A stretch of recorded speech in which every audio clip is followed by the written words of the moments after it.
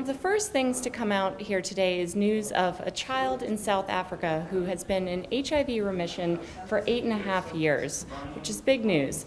Carl, what does this mean to be in HIV remission?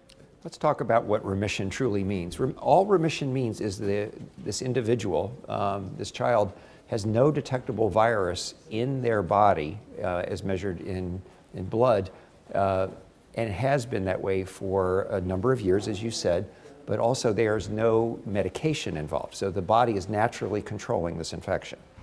And so, as I mentioned, this is something that you might see reported in a lot of media today.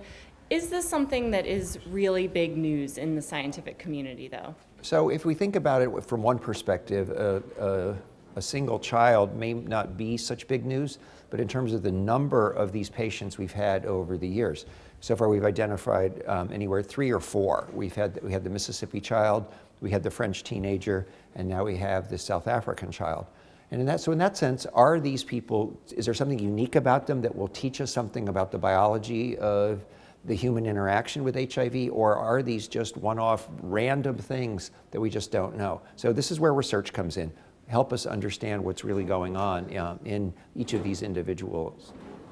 And how did we learn of the South African child? Well, that's an interesting question. There's been a clinical trial that was run called SHARE, which identified babies at the time of birth that were HIV infected, started them on therapy, and then went through a deliberate treatment interruption at some point. And unlike what happened with the Mississippi child, where it was an accidental interruption, this was a deliberate interruption. This child then, in some ways, was lost to care for a couple of years, and when then they reappeared in care, they were tested and found to have essentially no detectable virus. And the South African researchers have been following up on this child for this relatively new period of time after rediscovering this individual. And so the child received treatment very early on. Do you think it's that treatment, or is it something unique to this child that has allowed this individual to stay in remission? So we can speculate on this. Clearly, we basically don't know. One makes the assumption automatically that it's the treatment that did something. But there are other examples of people who are natural controllers. So this is really the fundamental question. Is it the treatment, or is it the genetic and physiological makeup of the individual, and how that individual's physiology and genetic makeup interacts with that specific virus that has infected that individual? A lot to learn. Great. And the topic of cure has been one that's been very hot here at the conference, and as it got started yesterday and today.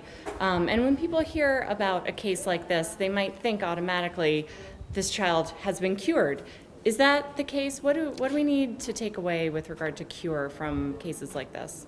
Well, I think can we just use the cancer analogy here?